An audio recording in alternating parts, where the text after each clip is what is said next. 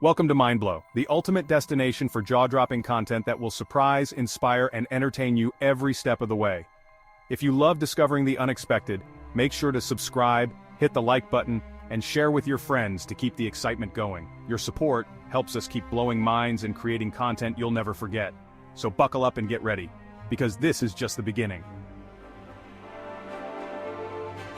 Something big is happening in Southeast Asia's waters. The sun rises over the tranquil sea, but beneath the surface a new chapter is unfolding, one that will reshape the balance of power in the region. Imagine a quiet sea, its stillness suddenly interrupted by the imposing silhouettes of massive modern warships slicing through the morning mist. The calm is gone, replaced by a sense of anticipation and change. This is the new reality for the Philippines, thanks to a historic agreement with Japan. Two nations, once adversaries in a distant past, now stand shoulder to shoulder, forging a partnership built on trust, mutual respect, and shared interests. On September 29, 2025, the first of 6 Japanese warships arrives in Manila, a turning point for the Philippine Navy and the region. The sight of these advanced vessels docking in Manila Bay signals not just a delivery, but a transformation in the country's maritime capabilities. For decades, the Philippines had one of Asia's weakest navies, relying on outdated ships and lacking the technology to defend its vast coastline. The nation's sailors watched as rivals modernized, knowing their own vessels were relics of a bygone era, ill-equipped for the challenges of today's contested waters. The arrival of these Japanese vessels is a powerful upgrade, promising to change how the Philippines defends its home.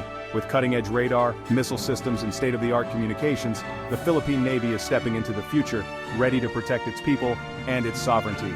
This moment marks a deepening partnership between Japan and the Philippines, two maritime democracies now united by shared concerns over China's growing assertiveness. Their joint patrols send a message: they are stronger together, committed to defending the rules that keep the seas open and free.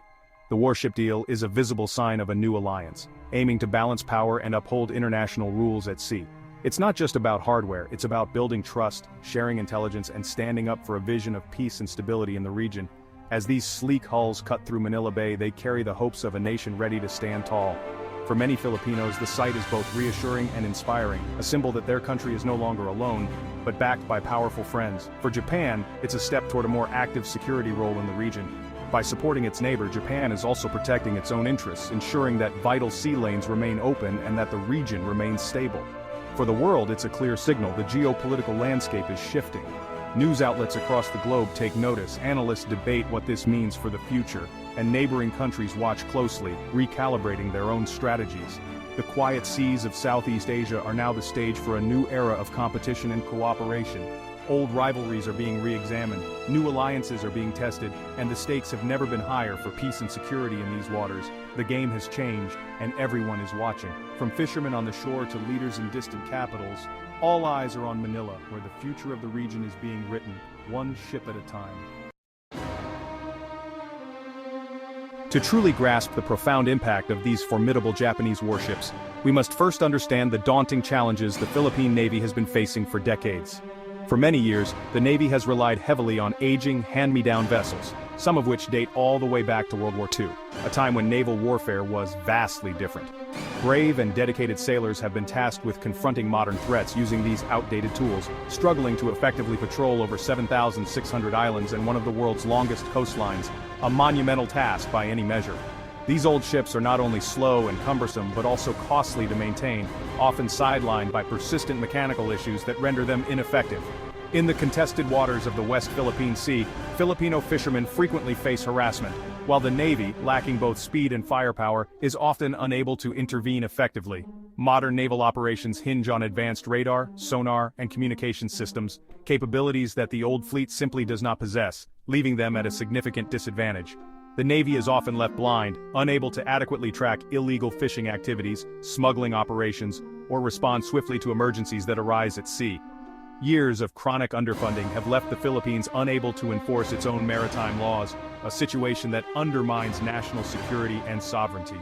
While courage and determination are abundant among the sailors, they cannot compensate for the lack of modern tools and technology. Without a significant upgrade to its naval capabilities, the country remains vulnerable, unable to adequately protect its valuable resources or assert its sovereignty over its waters. The Navy needs more than just new ships. It requires a comprehensive lifeline into the 21st century, encompassing modern technology and strategic support. That much-needed lifeline has finally arrived, marking a new era for the Philippine Navy. The 6 Japanese warships are a quantum leap for the Philippine Navy. These multi-role vessels are larger, faster, and can patrol vast areas for longer periods. Equipped with state-of-the-art radar and surveillance, they give the Navy unprecedented maritime awareness. Now, the Philippines can detect and track ships, aircraft, and small boats, day or night, in any weather. This transforms the Navy from reactive to proactive, able to anticipate and respond to threats. Armed with modern naval guns and space for future missile upgrades, these ships provide real deterrence. For Filipino fishermen, their presence is a symbol of protection and national resolve. The impact goes beyond numbers. These ships set a new standard for the entire fleet. The Philippines now has a credible defense posture in the South China Sea. In today's security environment, that's not a luxury, it's a necessity. Japan's decision to provide these warships isn't just charity, it's strategic. Japan relies on the South China Sea for vital trade. Any disruption threatens its economy. By strengthening the Philippines, Japan helps secure these crucial sea lanes. This move reflects Japan's shift from strict pacifism to a more proactive security role in the Indo-Pacific. Supporting partners like the Philippines lets Japan contribute to regional stability without direct military deployment. It also strengthens alliances with the US, Australia, and others, creating a network to uphold a rules-based order. A stronger Philippine Navy means a more reliable partner for joint patrols and intelligence sharing. The deal also benefits Japan's defense industry, opening doors for future sales and deeper economic ties. For both nations, this partnership is about security, strategy, and shared interests. It's a win-win that will shape the region for years to come. China is watching this development with intense scrutiny. To Beijing, Japanese warships in Philippine hands challenge its ambitions in the South China Sea. Expect strong diplomatic protests and media campaigns accusing Japan of stoking tensions. China may increase its Coast Guard and militia presence, shadowing or confronting Philippine ships. Military exercises could follow, meant to intimidate and test Manila's resolve. But overreacting risks pushing Southeast Asian nations closer to Japan and the US-China will likely apply pressure but avoid triggering a major crisis. The dragon's gaze is sharp, its next moves carefully calculated. The Japan-Philippines deal sends ripples across Southeast Asia. For countries like Vietnam, it's a welcome move toward balancing China's power. A stronger Philippines inspires others to modernize and build security partnerships. But not all ASEAN members are pleased. Some, like Cambodia and Laos, worry about rising tensions and being forced to choose sides. ASEAN's unity is tested, as divisions deepen over how to handle China's rise. Indonesia and Malaysia will likely hedge, strengthening defenses while maintaining ties with Beijing. The deal accelerates a regional arms race as nations re-evaluate their strategies. While it boosts individual security, it could also make the region more volatile. The arrival of Japanese warships signals a changing security order. Every Southeast Asian nation must now navigate these turbulent waters. For the Philippines, these new warships mark not just a leap in military capability, but the dawn of a new era, one that brings with it both pride and a profound sense of responsibility. The nation stands at a crossroads, where its actions at sea will shape its future and its role in the region. With these advanced vessels, the Philippine Navy can now patrol and protect its vast maritime territory more effectively than ever before. What were once only legal claims on paper are now being transformed into a tangible presence on the water, sending a clear message that the country is ready to defend its sovereignty. However, this newfound power comes with significant risks. More frequent encounters with China's Coast Guard and other foreign vessels could escalate tensions quickly, turning routine patrols into dangerous standoffs. The South China Sea remains a flashpoint, and every decision made on these decks could have far-reaching consequences. To navigate these challenges, the government must invest in rigorous training for its crews, emphasizing de-escalation tactics and establishing clear, robust rules of engagement. Preparing sailors for high-pressure situations is essential to prevent misunderstandings from spiraling out of control. Operating and maintaining these sophisticated ships is no small feat. It demands sustained investment in specialized fuel, spare parts, and a highly skilled workforce of technicians and engineers. The Navy's readiness will depend on the nation's commitment to keeping these vessels in top condition. As a result, defense spending will inevitably need to rise, forcing the government to make tough choices and balance priorities across other vital sectors like education, healthcare, and infrastructure.